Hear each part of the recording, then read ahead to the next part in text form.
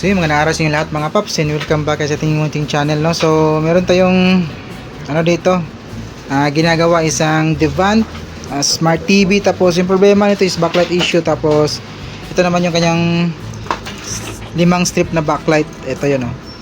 Bali pinalitan na po natin yan, bago na po yung backlight na nakabit dito.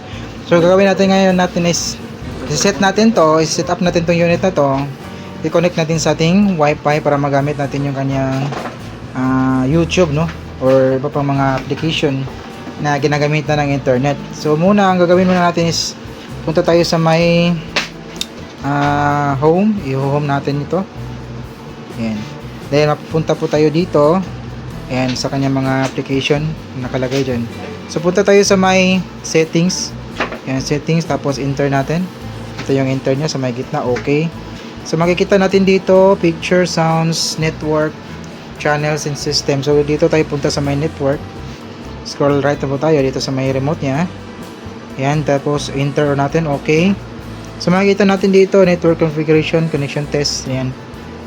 So yun yung kanyang laman ng ating network. So punta tayo sa may dyan, network configuration disconnected. So enter po natin yun, okay natin. So yung kanyang connection type is wireless. So ito yung wifi natin, kasi ito yung nasagap niya, ito yung wifi natin.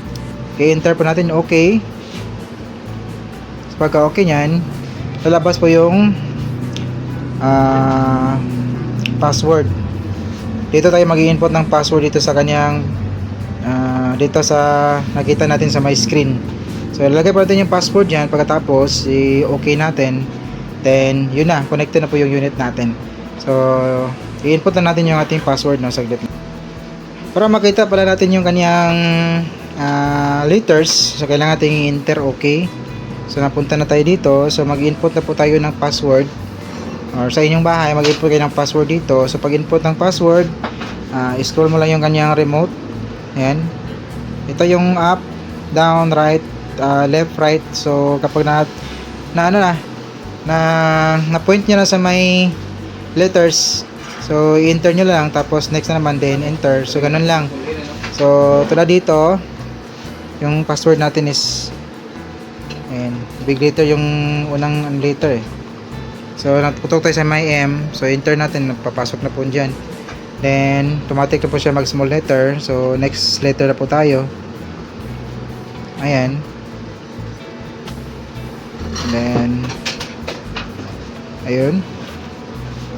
So on and so forth. So bilisan na natin saglit. So yan, na-input na po natin yung ating password. So dito tayo sa may, yan, scroll right tayo.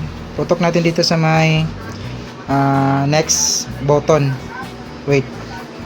Yan, tapos yan, sa may next button, okay natin. So pag okay, ayun, connected na siya.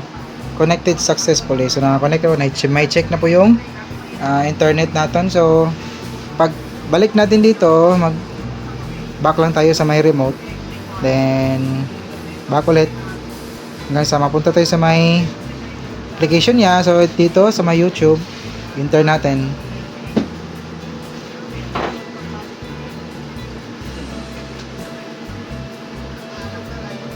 So ayun, naglo-loading na po yung unit natin.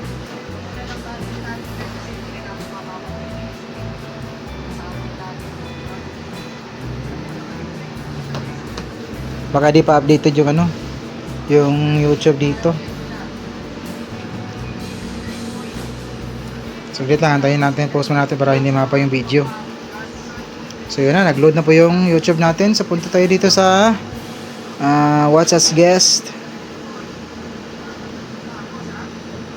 Tapos tingnan natin kung ano dito, wala tong voice. Walang voice pala.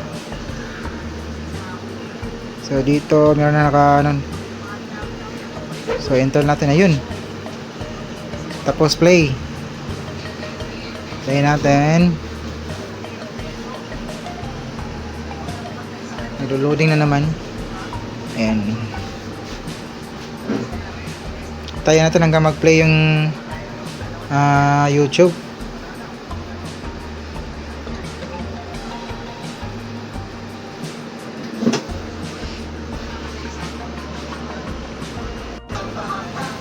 So ayun, nag-play na siya, lumabas yung ads niya. So medyo ano to, blurred yung display kasi kapag mahina yung signal, yung wifi, from yung start niya, yung start up niya, medyo ano, blurry siya. So kalaunan kapag ano na siya, liliwanag o lilinaw na po yung kanyang picture or display. So medyo ano pa yan, ayun o, luminaw na. So kanina blurry siya, ngayon malinaw na po yung display. Ayan, so hanggang dito lang yung video natin mga paps, and maraming salamat sa mga nanood, no? May God be with us always, and this is your service, the technician. See you on the next video. Bye bye.